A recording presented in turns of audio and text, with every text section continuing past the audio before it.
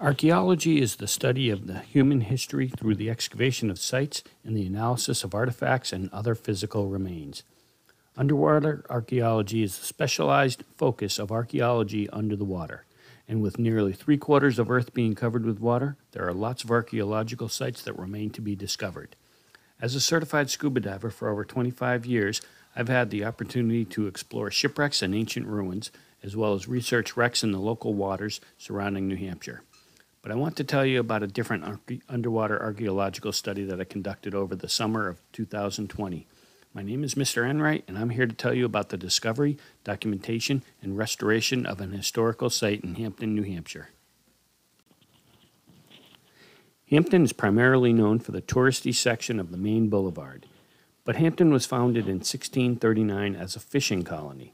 Flowing in and out of Hampton are many estuaries that make up the tidal ecosystem. Humans have always lived on the shores of the ocean and the banks of the estuaries to be close to their livelihood or the fun of the sand and surf. And the people who lived before us leave behind artifacts that tell the stories of their lives. Our underwater archaeological excavation took place in Eel Creek, which runs parallel to North Beach, the surfing beach in Hampton.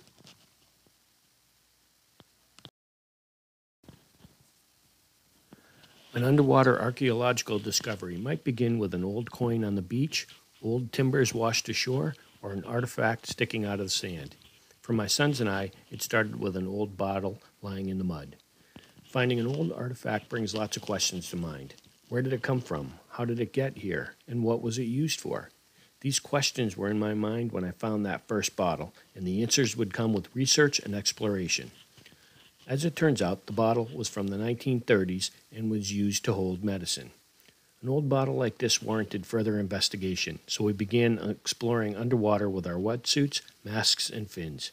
There were dozens of bottles found on the first day of our dig, and they ranged in age from the late 1800s to the mid-1900s.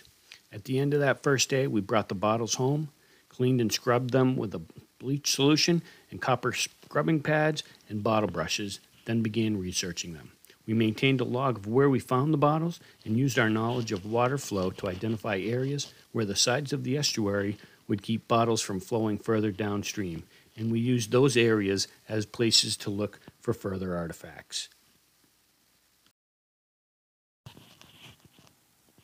After finding nearly 200 bottles in this one particular area, we extended our search further up the estuary, still looking for the source of the bottles. We researched old maps to look for houses, dumping sites, and any other clues that might indicate where the bottles and other artifacts had come from.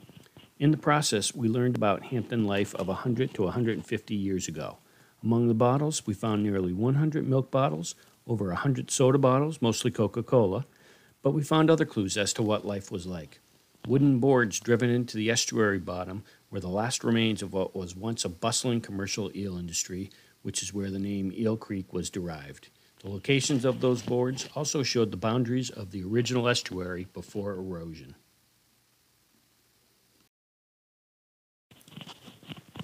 In order to learn as much about Hampton life at the beginning of the 1900s as possible, we had to learn more about the area. We researched books and found ourselves immersed in an 1893 book by Joseph Dow titled History of Hampton, New Hampshire. It provided lots of details about the commercial eel industry and other commerce along the Hampton waterways. By speaking with current residents, we began to piece together clues. They shared stories of when their current cottage was built, what was there before, and the stories that were shared with them. When we learned that some existing cottages from the 1920s had been built on land where there were older, dilapidated cottages, we began to understand why there were old bricks, water pipes, and sinks in the estuary. At that time, it was common practice to push the trash into a waterway, and this was no exception. Every new item we found continued to push us for answers.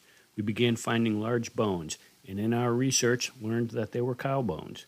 We went back to the old maps and learned that there was a common cow pasture adjacent to the estuary in the late 1800s, and concluded that some cows may have died in the pasture and the bones were washed down the estuary. When we began finding ceramic and glass telephone and telegraph insulators, we researched the reason and found out that there was an electric train that ran down a major road in Hampton.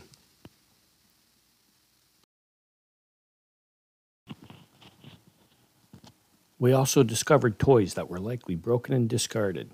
Among some of the more unique toys we found was a Walt Disney Donald Duck car from the 1940s, a porcelain die from 1941, and a porcelain doll of Harold Teen, a popular comic starting in the 19-teens. Our excavation of the site continues. As of this video, we have found over 800 whole bottles, old cast iron chairs, license plates, toys, canning jars, ink wells, commercial eel catching equipment, and countless other artifacts. As part of our excavation, we have worked with the Hampton Conservation Commission and a local history museum called Tuck Museum to share our findings and artifacts with the public.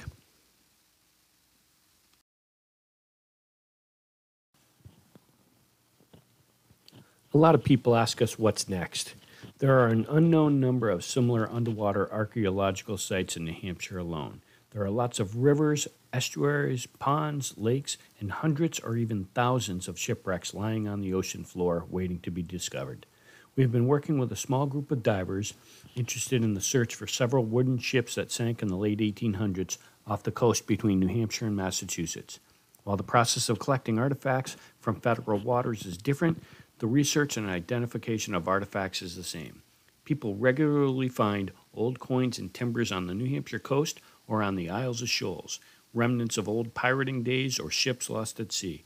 And underwater archaeologists are finding those artifacts and continuing the search to learn more about those who lived before us.